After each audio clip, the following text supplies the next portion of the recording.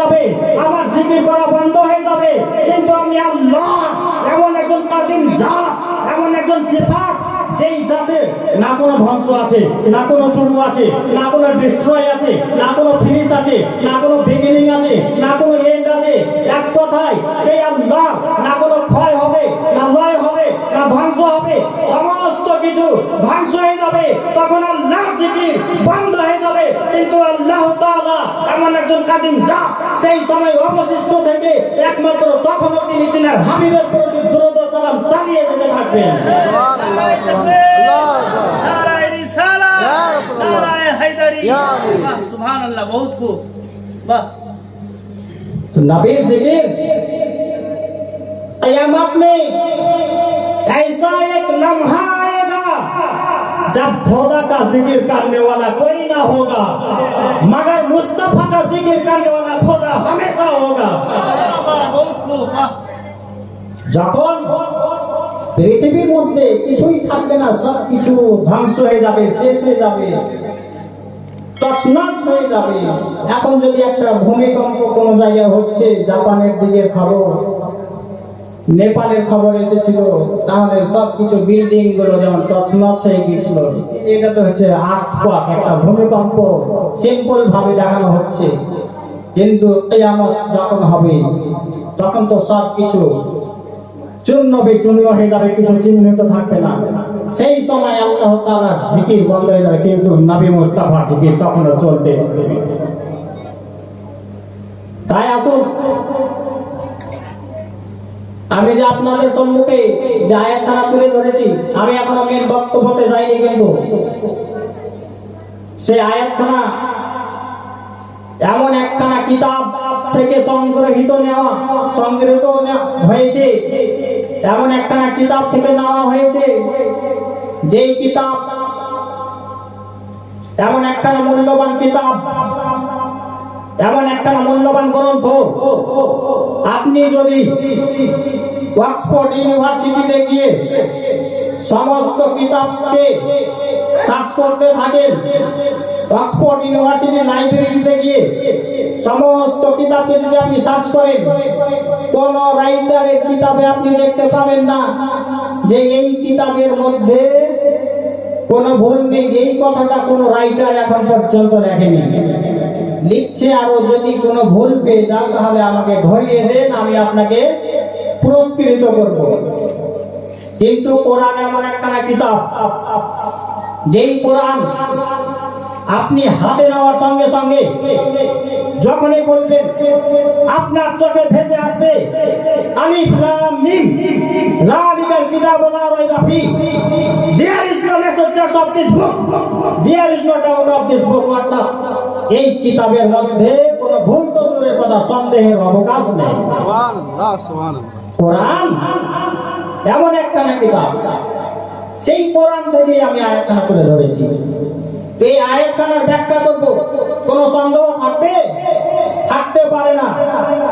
তো কোরআন এমন একখানা কিতাব, কোরআনের আরেকটু পরিচয়, ইন্ট্রোডাকশন করা যাক।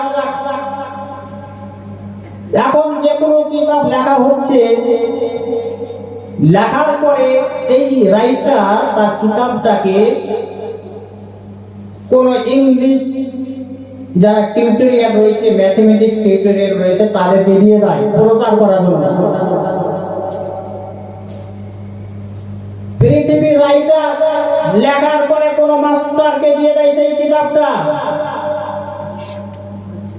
মেডিসিনের উপরে যদি লেখা থাকে কোনো কিতাব, তাহলে কোনো ডক্টরকে দিয়ে দেয়। ল সম্বন্ধে যদি কোনো কিতাব লেখে, সেই কিতাবখানাকে জাজমেন্টের হাতে তুলে দেওয়া হয়, অর্থাৎ বিচারকের হাতে তুলে দেওয়া হয়। কোরআনকে জিজ্ঞাসা করেন, হে কোরআন, তোমাকে তো যিনি তোমার রাইটার হচ্ছেন, যিনি উনি তোমাকে কার হাতে তুলে দিয়েছে? তোমাকে কে কোনো মাস্টারের হাতে তুলে দিয়েছে? কোরআন বলবে নো, আমাকে কোনো মাস্টারের হাতে তুলে দেয়নি। যদি কোনো মাস্টারের হাতে তুলে দেয়, তাহলে তিনি এই দুনিয়ার কোনো মাস্টার নন। মাস্টারের, এই দুনিয়ার মাস্টার মাস্টারের মাস্টার আছে, যতই বড় মাস্টার হোক তারও একটা মাস্টার রয়েছে। সেই মাস্টারের কাছে সে হয়তো মার খেয়েছে, কান মলা খেয়েছে। অর্থাৎ যতই বড় মাস্টার হোক পৃথিবীর, তার মাস্টার রয়েছে। কিন্তু কোরআন কে জিজ্ঞাসা করেন, তুমি কি কোনো মাস্টারের উপরে নাজিল হয়েছো? কোরআন বলবে নো। যদি আমি কোনো মাস্টারের উপরে নাজিল হয়ে থাকি, তাহলে উনি পৃথিবীর কোনো মাস্টার নন, উনি হচ্ছেন মাস্টারের মাস্টার, যেই মাস্টারের পৃথিবীতে কোনো মাস্টার হতে পারে না, অর্থাৎ নবী মুহাম্মদ রাসূলুল্লাহ, তার উপরে নাজিল হয়েছে। সুবহানাল্লাহ। কোরআনকে আরেকটু এগিয়ে যান, আবার জিজ্ঞাসা করেন, হে কোরআন বলো, তুমি কি কোনো ডাক্তারের উপরে নাজিল হয়েছো? কোরআন বলবে নো, আমি কোনো ডাক্তারের উপরে নাজিল হইনি। যদিও কোনো ডাক্তারের উপরে নাজিল হয়ে থাকি, উনি কোনো এই দুনিয়ার সাধারণ ডক্টর নয়, উনি হচ্ছেন ডক্টরের ডক্টর। যেই ডাক্তার অন্ধ ব্যক্তির চোখে যদি নিজের থুতু মোবারক লাগাতেন, তাহলে সেই চোখে জ্যোতি চলে আসতো, সেই ডাক্তারের উপরে নাজিল হয়েছে। কোরআনকে আবার জিজ্ঞাসা করে, হে কোরআন বলো, তুমি কি কোনো জাজমেন্টের উপরে নাজিল হয়েছো? কোরআন বলবে নো, আমি পৃথিবীর কোনো জাজমেন্টের উপরে নাজিল হইনি। আমি জাজমেন্ট থাকে কোথায়? কোর্ট কাচারিতে থাকে। কোরআন বলবে আমি যদিও কোনো জাজমেন্টের উপরে নাজিল হয়ে থাকি, উনি কলকাতা হাইকোর্টের জাজমেন্ট নয়, দিল্লি সুপ্রিম কোর্টের জাজমেন্ট নয়, উনি এমন একজন জাজমেন্ট, যখন মহাপররের দিন আসবে, হাসরের ময়দান সংগঠিত হবে, কিয়ামতের দিন আসবে, সেই সময় সারি কায়নাতের জাজমেন্ট হবে উনি নবী মুহাম্মদ রাসূলুল্লাহ। সুবহানাল্লাহ, সুবহানাল্লাহ। ওনার উপরে আমি নাযিল হয়েছি। ও সেই কোরআন হতে শুধু তাই নয়, কোরআনের আরেকটা ইন্ট্রোডাকশন দেখা যাক। বলুন তো, কোরআন নাজিল হয়েছে কবে? আজ থেকে 1400 বছর পূর্বে। 1400 বছর পূর্বে কোরআন নাজিল হয়েছে কোথায়? মক্কায়, মদিনায়। সেই সময় তো কোরআন ইন্ডিয়াতে এসেছিল, পাকিস্তানে এসেছিল, আফগানিস্তানে এসেছিল, তাজিকিস্তানে এসেছিল, নাগাল্যান্ডে এসেছিল, থাইল্যান্ডে এসেছিল, আয়ারল্যান্ডে এসেছিল, তুর্কিস্তানে এসেছিল। এক কথায় সারি কায়নাতে কোরআন পৌঁছে গিয়েছিল। কোরআনকে জিজ্ঞাসা করেন, হে কোরআন বলো, 1400 পূর্বে তো কোনো ফ্লাইটের ব্যবস্থা ছিল না, কোনো প্লেনের ব্যবস্থা ছিল না, কোনো এরোপ্লেনের ব্যবস্থা ছিল না, কোনো এক্সপ্রেসের ব্যবস্থা ছিল না, কোনো ট্রেনের তো ব্যবস্থা ছিল না। ট্রেন তো কেবল 1853 সালে ট্রেনের যে লাইনটা থাকে সেটা বিছানো হয়েছে। ট্রেন তো আসলো পরে, 1853 পরে ট্রেন চালু হয়েছে। সেই সময় তো ট্রেনও ছিল না। তো কোরআন তুমি কি করে আসলে? এখন যদি একটা কিতাব প্রকাশ করতে দেওয়া হয়, কত ফেসবুক, কত হোয়াটসঅ্যাপ, কত মেসেঞ্জার, কত টুইটার, শেষ নেই। তখন তো কোনো মোবাইলই ছিল না। কি করে কোরআন আসলো? হে কোরআন বলো, তুমি সারি কায়নাতে কি করে পৌঁছিলে? কোরআন জবাব দিবে, আমি যেই নবীর প্রতি নাজিল হয়েছি, উনি হচ্ছেন হাজির ও নাজির, উনি সমগ্র জায়গায় হাজির ও নাজির হয়েছেন। আমি ওনারই ওসিলায় আমি সমগ্র জায়গায় হাজির ও নাজির হয়ে গেছি। সুবহানাল্লাহ, সুবহানাল্লাহ। কোরআন এমন একখানা কিতাব। আচ্ছা বলুন তো, কোরআন কোন ভাষায় এসেছে? আরবিক ভাষা। আমরা তো বাংলা, ইংলিশ খুব পড়ছি। এখন যদি একটা বাংলা বই, বাংলা কিতাব আপনি যদি গুজরাটে নিয়ে যান, সেখানে কি সেই কিতাবটার ভ্যালু দিবে? কখনোই দিবে না।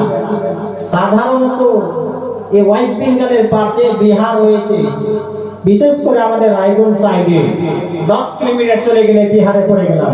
বিহারে গিয়ে যখন বাংলা বলছে এটা তো বাংলা ভাষা, এখানে তো হিন্দি চলে, এটা তো বিহার, এখানে বাংলা ভাষার কোনো ভ্যালু দেওয়া যাবে না। বোঝা কি যাচ্ছে? আপনার পার্শ্ববর্তী স্টেট যদি আপনার ভাষাকে মূল্য না দেয়, আপনি বিহারে গিয়ে বাংলা বলবেন, বাংলাকে ছুঁড়ে ফেলে দিচ্ছে। আপনি বিহার থেকে আসামে গিয়ে হিন্দি বলবেন, বলবে এখানে হিন্দি চলে না, এখানে আসামি চলে। আপনি আসাম থেকে উড়িয়াতে যাবেন, সেখানে আপনি আসামি বলবেন, বলবে এখানে আসামি চলে না, উড়িয়া ভাষা চলে। আপনি উড়িষ্যা থেকে যদি পাঞ্জাবে চলে যান, সেখানে গিয়ে উড়িয়া বলবেন, বলবে এখানে পাঞ্জাবি চলে, উড়িয়া চলে না। পাঞ্জাবে থেকে আপনি চলে যান কেরালায়, সেখানে পাঞ্জাবি বলবেন, বলবে এখানে মালয়ালম চলে, পাঞ্জাবি চলে না। আপনি কেরালা থেকে তামিলনাড়ুতে চলে যাবেন, সেখানে মালয়ালম বলবে, বলবে এখানে তামিলই চলে, মালয়ালম চলে না। আপনি তামিলনাড়ু থেকে মহারাষ্ট্রে যদি চলে যান, সেখানে গিয়ে আপনি তামিলই বলবেন, বলবে এখানে তামিলই চলে না। এই ভাষার কোনো ভ্যালু নেই, ইনভ্যালিড ল্যাঙ্গুয়েজ। আমাদের স্টেটে এখানে মারাঠি চলে, তো বোঝা কি গেল? এক জায়গার ভাষা অন্য জায়গায় চলে না। একটা কান্ট্রির মধ্যেই যদি এরকম ডিভাইড থাকতে পারে, 115টা ল্যাঙ্গুয়েজ আমাদের ইন্ডিয়ার মধ্যে চলে। এখন হয়তো আরো বেড়ে গেছে নাকি, কয়েক বছরের ডাটা বলছি আমি, এখনকার কারেন্ট স্ট্যাটাস নয়, এটা ওল্ড ডাটা। 115 রকমের ভাষা আমাদের ইন্ডিয়াতে স্বীকৃতি পেয়েছে। তো হে কোরআন, যেখানকার ভাষা সেখানেই চলে। ওয়েস্ট বেঙ্গলের বাংলা ভাষা বিহারে চলে না, বিহারের হিন্দি ভাষা পাঞ্জাবে চলে না, পাঞ্জাবের পাঞ্জাবি ভাষা কেরালায় চলে না, কেরালার মালয়ালম ভাষা মহারাষ্ট্রে চলে না, মহারাষ্ট্রের মারাঠি ভাষা তামিলনাড়ুতে চলে না, তামিলনাড়ুর তামিলি ভাষা আসামে চলে না, আসামের আসামি ভাষা উড়িষ্যায় চলে না, উড়িষ্যার উড়িয়া ভাষা আর কোথাও চলে না। হে কোরআন বলো, এখন তো তুমি আরবিক ভাষায় লেখা, তোমার ভাষা দেখছি ওয়েস্ট বেঙ্গলেও চলছে, তোমার ভাষা দেখছি বিহারেও চলছে, তোমার ভাষা দেখছি পাঞ্জাবেও চলছে, তোমার ভাষা দেখছি গুজরাটেও চলছে, তোমার আরবিক ভাষা আজ মহারাষ্ট্রে চলছে, তোমার আরবিক ভাষা কেরালায় চলছে, তোমার আরবিক ভাষা পাকিস্তানে চলছে, তোমার আরবিক ভাষা বাংলাদেশে চলছে। এক কথায় তোমার আরবিক ভাষা সারি কায়নাতে চলছে। সুবহানাল্লাহ, সুবহানাল্লাহ। কোরআনের মাত্রা হবে না, কোরআনের মতো কোনো কিতাব হতে পারে না বিশ্বের মধ্যে। আপনি প্রত্যেক লাইব্রেরিতে দেখবেন, আলিয়া ইউনিভার্সিটির লাইব্রেরিতে গিয়ে দেখি কি একটা তামিলি ভাষা কি বলে আলমিরা করে দিয়েছে, আলমারি যেটা, সেখানে তামিলি ভাষার কিতাব 10 বছর আগে কিনে রেখেছে, এখন পর্যন্ত নতুন হয়ে আছে, কোনো কাস্টমার নেই সেই কিতাবে। তো বোঝা কি যাচ্ছে? আবার যদি বাংলা ভাষা যেটা আলমারি, সেটা আপনি দেখেন বইগুলো টুকরো টুকরো হয়ে গেছে, অর্থাৎ ঘন্টার মধ্যে হয়তো 60 মিনিটে 60 বার কেউ টাচ করছে সে বাংলা বইটা, ও পড়ছে ও পড়ছে ও পড়ছে। টিফিন থাকে 1 ঘন্টা আলিয়া ইউনিভার্সিটিতে, 1 ঘন্টায় সবাই বাংলা বই, কিন্তু তামিলনাড়ু যে ভাষা বইটা রয়েছে সেটা 10 বছর আগে হয়তো রাখা হয়েছে, এখন পর্যন্ত কেউ টাচ করে না। তো বোঝা কি যাচ্ছে? যেখানকার কিতাব সেখানেই চলছে, অন্য কোথাও স্বীকৃতি পায় না, কিন্তু কোরআন সারি কায়নাতে স্বীকৃতি পেয়ে গেছে। কোরআনের বার্তাটা দেখুন, সেই কোরআন হতে আমি আয়াতখানা তুলে ধরেছি। ইয়া আইয়ুহাল্লাযীনা আমানুত্তাকুল্লাহা ওয়া কুনু মা'আস সাদিকিন। ও believers, fear to Allah and companions to friends of Allah. হে ঈমানদারগণ, হে বিশ্বাসীগণ, তোমরা আল্লাহকে ভয় করো এবং সত্যবাদীর সঙ্গী হয়ে যাও। তো আল্লাহ সারি কায়নাত তোমাকে ভয় করে, তুমি আবার সত্যবাদীর সঙ্গী হতে বলছো। সত্যবাদী কারা, কি করে বুঝবো? সত্যবাদীর কয়েকটা গ্রুপ রয়েছে, তার মধ্যে একটা গ্রুপের নাম হচ্ছে যিনারা আল্লাহওয়ালা। একবার বলুন, সুবহানাল্লাহ। যিনারা হচ্ছেন আল্লাহওয়ালা ওনারাই হচ্ছেন সত্যবাদী। তার মানে আল্লাহওয়ালাদের সঙ্গী হতে বলেছেন। আল্লাহওয়ালাদের পাওয়ার কতটা, আল্লাহওয়ালাদের কোয়াত কতটা, আল্লাহওয়ালাদের ক্ষমতা কতটা, আল্লাহওয়ালাদের সঙ্গী হয়ে লাভ কি হবে। চলুন তো বলতেছিলাম আল্লাহওয়ালাদের পাওয়ার কোয়াত কতটা, ওনাদের সঙ্গী হয়ে লাভ কি হবে। তো আসুন কিছু প্র্যাকটিক্যালি না বলা গেলে বুঝতে একটু অসুবিধা হয়।